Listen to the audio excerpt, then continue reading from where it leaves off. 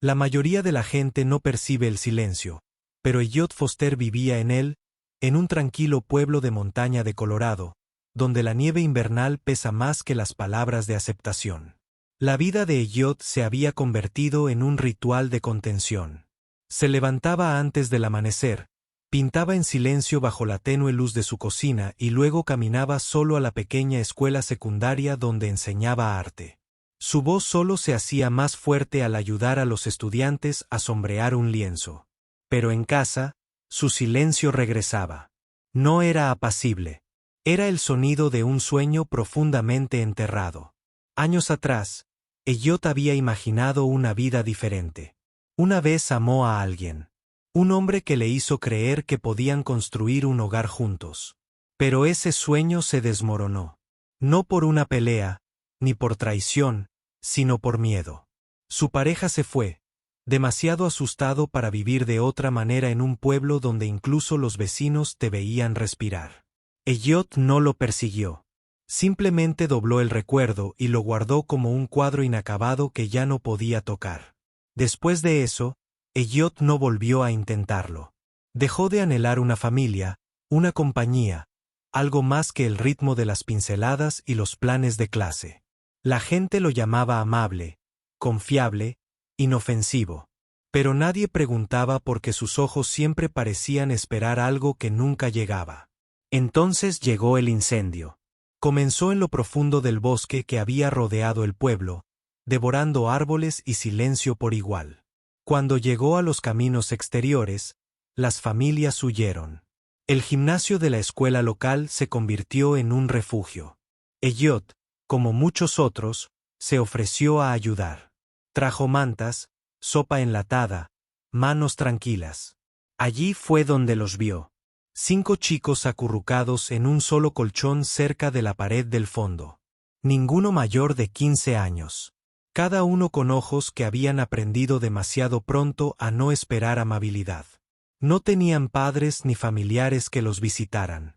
Cada uno de ellos había pasado de un hogar de acogida a otro. Algunos habían sido etiquetados como demasiado complicados. Otros eran demasiado femeninos, demasiado callados, demasiado iracundos. Pero Elliot no veía problemas. Veía sobrevivientes de incendios, no de bosques, sino de familias que se fueron sin quererlos. Una trabajadora social le susurró los detalles. Estos chicos tenían algo en común. Todos eran homosexuales o se sospechaba que lo eran en este pueblo. Eso fue suficiente para que la mayoría de las familias los rechazaran. Un chico había llevado esmalte de uñas a la escuela y fue expulsado de su hogar de acogida esa noche. Otro había hablado con demasiada suavidad. Otro simplemente se había negado a hablar. Elliot tampoco habló. Simplemente les trajo una manta y se sentó junto a ellos en el suelo. Al final de la semana, el refugio se vació, pero 5 chicos no tenían a dónde ir. Y Elliot hizo algo inesperado. Los acogió uno por uno. Firmó los papeles, escuchó las preguntas, se enfrentó a las escaleras y los trajo a casa. La gente hablaba. Algunos lo llamaban tonto, otros peor. Los rumores circulaban como buitres, cada uno más feo que el anterior. Pero Elliot había oído cosas peores y las había superado. Lo que nunca había oído antes eran 5 niños riendo bajo su techo. La casa era demasiado pequeña. Las camas demasiado juntas. La despensa nunca se llenaba. Pero por primera vez en años, el hogar de Elliot resonaba con algo más fuerte que el silencio. Resonaba con vida. Los llamó Finn, el tranquilo con tristeza en la mirada. Luca, el bailarín que tejía alegría del dolor. Noel, cuyo amor por el dibujo era su escape. Jude y Julian, los gemelos que se tomaban de la mano como un salvavidas, habiendo sobrevivido ya a demasiadas despedidas. Nadie entendía a esta familia, pero no necesitaban comprensión. Solo se necesitaban el uno al otro y eso era suficiente. Si esta historia te conmovió y crees en el amor que no sigue reglas, sino que las reescribe, opta por la historia dura porque algunas familias no son de sangre. El amor las une. El pueblo susurraba. Susurraban en los pasillos del supermercado, en los estacionamientos de las iglesias, tras las puertas de las aulas. Elliot Foster, el tranquilo profesor de arte, había adoptado 5 niños. Y no eran cualquiera. Decían que eran raros, problemáticos, demasiado blandos, demasiado ruidosos, demasiado diferentes. Los susurros se convertían en preguntas. ¿Qué clase de hombre cría a niños así? ¿Qué clase de hogar les permite ser quienes son en la escuela? Finn llevaba un suéter morado una mañana. Lo había encontrado en una tienda de segunda mano y le encantaba cómo se sentía. Suave, seguro. Ese mismo día, alguien lo empujó contra una taquilla y lo insultó con apodos que no repetiría. Cuando el director le preguntó a Elliot qué quería hacer, Elliot simplemente miró a su hijo y le dijo con dulzura, ¿qué quieres hacer? Finn no dijo nada. Pero esa noche, llegó a casa y se dibujó con ese suéter, de pie. Elliot lo enmarcó. A Lucas siempre le había gustado bailar. Pero más que eso, le encantaba transformarse, convertirse en otra persona, en alguien más brillante. Se colaba en el viejo armario de arte de Elliot y usaba pintura facial para crear personajes de su propia creación. Un día, usó delineador de ojos en un evento escolar. Al día siguiente, el comité de padres presentó una queja. Acusaron a Elliot de fomentar la confusión. Noel era más tranquilo, siempre leyendo, siempre dibujando personajes de manga en sobres viejos en él. Dorsos de hojas de tarea. Uno de sus profesores marcó su trabajo como inapropiado porque un personaje tenía el pelo rosa y besó a otro chico. Elliot no discutió. Simplemente ayudó a Nal a crear un espacio en la sala con estantes para cada libro que amaba y papel para cada historia que no temía contar. Jude y Julian, los gemelos, se habían vuelto inseparables desde que nacieron. No solo porque eran gemelos, sino porque el mundo había intentado separarlos demasiadas veces. 4 hogares de acogida diferentes, 4 camas diferentes. Pero Elliot los dejaba dormir uno al lado del otro. Nunca los obligó a vestirse igual, nunca les pidió que actuaran con normalidad. Los dejaba ser quienes eran.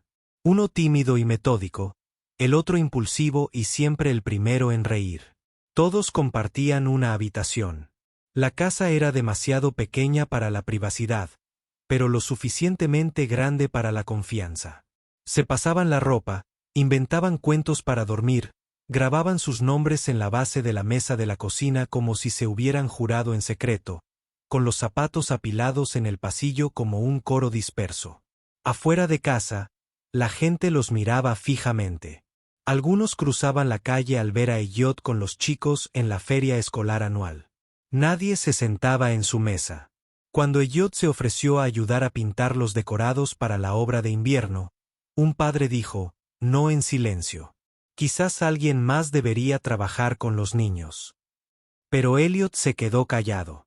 No contraatacó con palabras. Contraatacó con cenas caseras, con abrigos remendados, con tarjetas de cumpleaños caseras que decían, se te ve incluso cuando el mundo mira hacia otro lado. No tenían mucho. La calefacción se estropeaba en invierno. A veces escaseaban los comestibles. Elliot vendía algunas de sus obras de arte para mantener las luces encendidas. Los chicos nunca pidieron más. Lo que tenían era un hogar que no se inmutó cuando cambiaron. Cuando Lucas se tiñó el pelo de canoso. Cuando Noel le preguntó sobre terapia. Cuando Jude le dijo a Julian que pensaba que quizá no sería como los demás chicos. Julian simplemente sonrió y dijo, sigue siendo mi hermano. Su casa estaba a las afueras del pueblo, cerca del bosque donde una vez ardió el fuego. Era torcida, con corrientes de aire y desordenada, pero rebosaba calidez.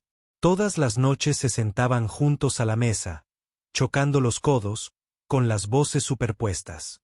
Algunas noches discutían, otras lloraban, pero la mayoría reían.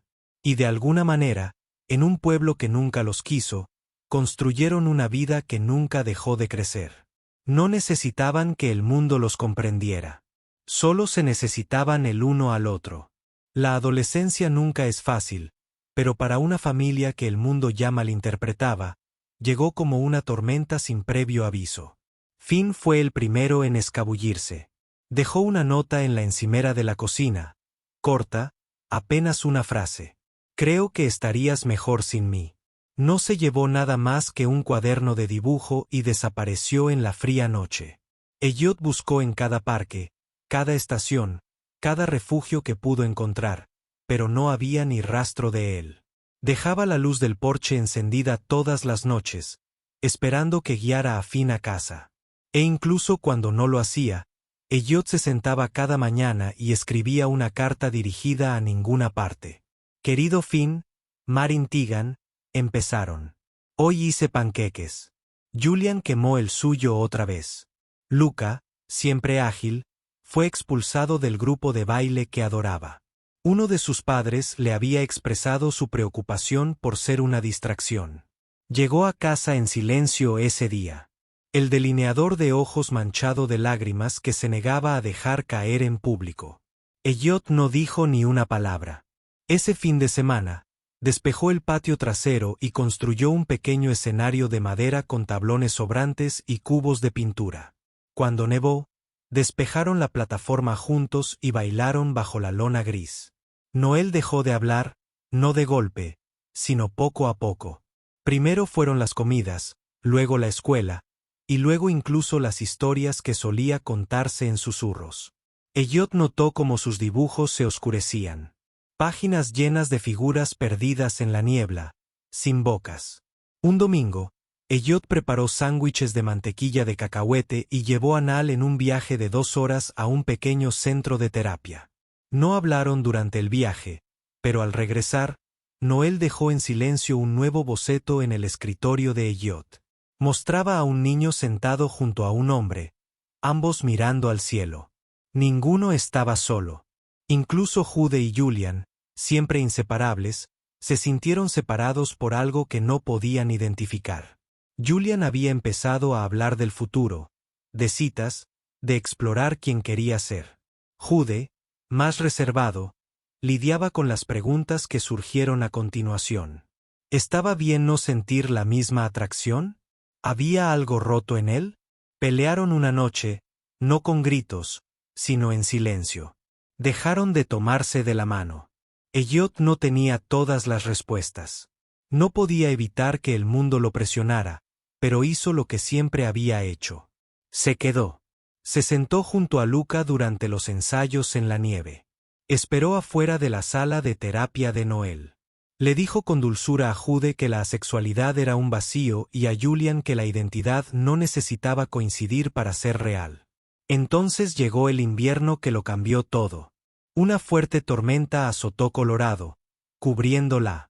Las montañas estaban en silencio y nevadas. El viento azotaba tejados y ventanas. En mitad de la noche, su casa cedió. Las viejas vigas de madera se derrumbaron bajo el peso. Nadie resultó herido, pero el hogar que habían construido con tanto amor ahora estaba destrozado. No tenían a dónde ir. Así que Elliot abrió la puerta del aula de arte donde aún daba clases. Olía a polvo y a materiales olvidados. Pero tenía calor y espacio. Dormían en colchonetas usando delantales manchados de pintura como mantas. No se quejaron. A la mañana siguiente, mientras afuera seguía nevando, Elliot trajo un cuaderno lleno de bocetos, planos para reconstruir la casa. Ni perfectos, ni elegantes, solo lo justo.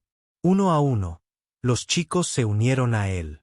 Encontraron trozos de madera de los contenedores de donaciones, clavaron clavos con las manos congeladas, comieron en el suelo. Pero la risa regresó primero en pequeñas ráfagas, luego más fuerte. Incluso Jude y Julian empezaron a hablar de nuevo, eligiendo nuevas palabras, una comprensión más nueva. Y entonces, en Nochebuena, la puerta se abrió con un crujido. Finn estaba allí, con nieve en el pelo, sosteniendo una cámara en una mano. Su voz se quebró al hablar. Hice algo. Les mostró un video. Era crudo, tembloroso, pero impactante. Clips de viejas grabaciones de teléfono. Risas en la cocina. Luca dando vueltas con sus zapatos salpicados de pintura. Julian y Jude bailando en un pasillo. Elliot durmiendo en una silla, con los brazos cruzados después de un largo día. Finn lo había publicado con el título: Mi padre crió a 5 niños queer en un pueblo que nos odiaba. El video se había vuelto viral, con más de 1 millón de visitas. Y esa noche, a la luz parpadeante de una estufa prestada, vieron a desconocidos de todo el mundo comentar: Te vemos. No estás solo. Tu familia me da esperanza. Esa noche, nadie lloró solo. Se acercaron, no porque el mundo estuviera listo para aceptarlos, sino porque ya se habían aceptado. Lo que comenzó como un simple video se convirtió en un movimiento. La historia de Finn se extendió mucho más allá de las fronteras de su pueblo en la montaña. Los medios de comunicación se comunicaron. Los activistas compartieron el video. Los mensajes llegaron de todos los rincones del mundo. Elliot no entendía de hashtags ni algoritmos, pero entendió lo que vio. Sus hijos finalmente lo vieron. Finn recibió una beca de una importante fundación LGBTQI, no solo por su narrativa, sino por su resiliencia, por sobrevivir y luego por decidir hablar. En su primer día de universidad, usó el mismo suéter morado por el que una vez lo acosaron. Solo que esta vez, tenía un pequeño broche plateado, una letra E, sobre un pincel. Luca, antes despedido por usar delineador de ojos y lentejuelas, ahora estaba invitado a actuar en un espectáculo de baile televisado en Los Ángeles. Llevó los zapatos plateados que Elliot había reparado una docena de veces. En el escenario, giraba y se elevaba con los brazos abiertos. Y entre bastidores, lloraba en el buzón de voz de Elliot porque aún necesitaba escuchar la voz de su padre antes de ponerse bajo los focos que ya no lo aterrorizaban. Noel, el callado, se volcó por completo en el arte. Empezó a publicar una canción para internet llamada Dad and the Five. No era solo un cómic, era un homenaje, una historia apenas velada sobre un hombre de ojos tristes y 5 estrellas inadaptadas que se negaban a apagarse. La serie se volvió viral en TikTok, reuniendo a millones de seguidores. Los fans le enviaban fan art. Otros compartieron cómo el cómic les ayudó a salir del armario, pero Noel nunca apareció. Hasta una transmisión en vivo en la que levantó un cartel: Mi verdadero padre me salvó la vida al dejarme dibujar el mío. Jude y Julian también cambiaron, aunque su camino fue más tranquilo. Julian, siempre expresivo, se declaró bisexual durante una charla en la escuela. Jude, más introspectivo, compartió más tarde que era asexual. Su viaje no siempre fue fácil. Hubo discusiones, malentendidos, pero nunca distancia. Seguían tomados de la mano en los días difíciles, no porque fueran iguales, sino porque decidieron seguir adelante. Juntos. El mundo, antes lleno de juicios, comenzó a suavizarse. Un día, Elliot abrió su buzón y encontró una carta escrita con letra temblorosa. Era de un antiguo profesor de la escuela, el mismo que una vez hizo la vista gorda cuando Finn fue empujado contra las taquillas. Lamento no haber estado contigo, decía, pero ahora estoy de pie. Siguieron más cartas, de padres, antiguos alumnos, incluso desconocidos. Algunos se disculpaban por su silencio. Otros agradecían a Elliot por existir, por demostrar que el amor silencioso puede ser más fuerte que la crueldad. Elliot nunca les contestó a todos. No buscaba aplausos, pero sí empezó algo nuevo. Compró una libreta pequeña, de las que solía regalar a sus alumnos, y volvió a escribir. No planes de clase, ni listas de la compra, sino recuerdos, una página cada día, un momento a la vez. De la noche en que Julian lloró después de que lo trataran con el género equivocado. De cómo Finn aferró su carta de beca como si fuera un salvavidas. De la mañana de domingo en que reconstruyeron el techo juntos. De la risa cuando Nal dejó caer un martillo por un agujero en el techo. Él no lo llamó memorias, solo notas para cuando ya no esté. Y en la parte superior de la primera página, escribió: Nunca tuve una familia como la de otros. sin boda, sin cuna en la esquina. No había retratos familiares colgados en la pared. Pero un día tras otro, 5 desconocidos llegaron y se quedaron. No llevaban mi nombre, pero sí mi corazón. Cada uno de ellos, a su manera, es un milagro que nunca me atreví a pedir. El pueblo aún tenía sus críticos.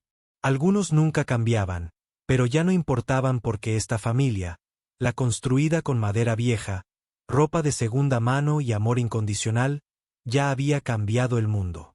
No eran perfectos, pero estaban juntos, y eso bastaba. La mañana de su 60 cumpleaños, Elliot Foster pensó que simplemente iba a un brunch. La invitación había sido enviada semanas antes, un simple sobrecolor crema con letras doradas firmado por sus 5 hijos. Nada de regalos, solo tus regalos. Decía que no hacía preguntas. Nunca las hacía.